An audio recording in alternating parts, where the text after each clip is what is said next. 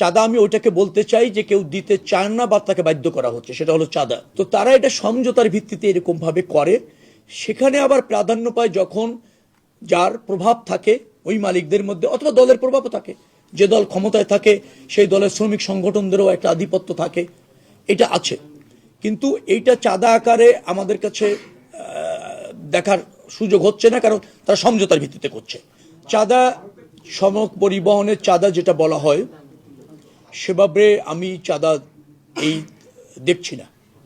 সেটা হচ্ছে, সেটা না, সেটা পরে করবে। সেটা হচ্ছে বাস মালিক সমিতি আছে, আবার শ্রমিক সমিতিগুলিও আছে, ফেডারেশন আছে।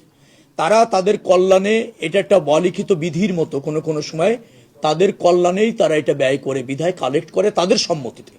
চাঁদা আমি ওইটাকে বলতে চাই যে কেউ দিতে চান না বা তাকে বাধ্য করা হচ্ছে, সেটা হলো চাঁদা।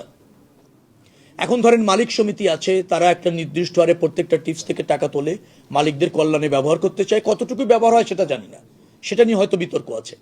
কিন্তু তারা এই সমঝোতার ভিত্তিতে, আবার শ্রমিক কল্যাণ ফেডারেশন এরকম অনেক সংস্থা ওরা আছে, তো তারা এটা সমঝোতার ভিত্তিতে এরকম ভাবে করে।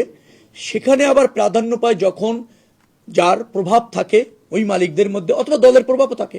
যে দল ক্ষমতায় থাকে সেই দলের শ্রমিক সংগঠনদেরও একটা আধিপত্য থাকে, এটা আছে।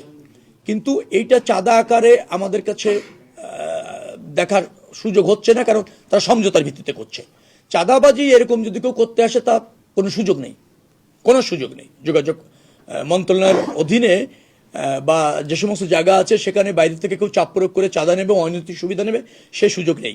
আমি একজন পেশায় ড্রাইভার, ওটা করে, সেটাও আমরা তাদের সাথে কথা বলে। কোনো ড্রাইভার ইচ্ছা করে সমঝোতা ভাবে কখনোই চাঁদা দিতে চায় না, যেটা বললো আমাদের সড়ক মন্ত্রী। চাঁদাকে যদি চাঁদা না ধরা হয়, তার মানে কি বোঝা যায়? আপনারাই বলুন ভাই, আমার কিছু বলার নাই।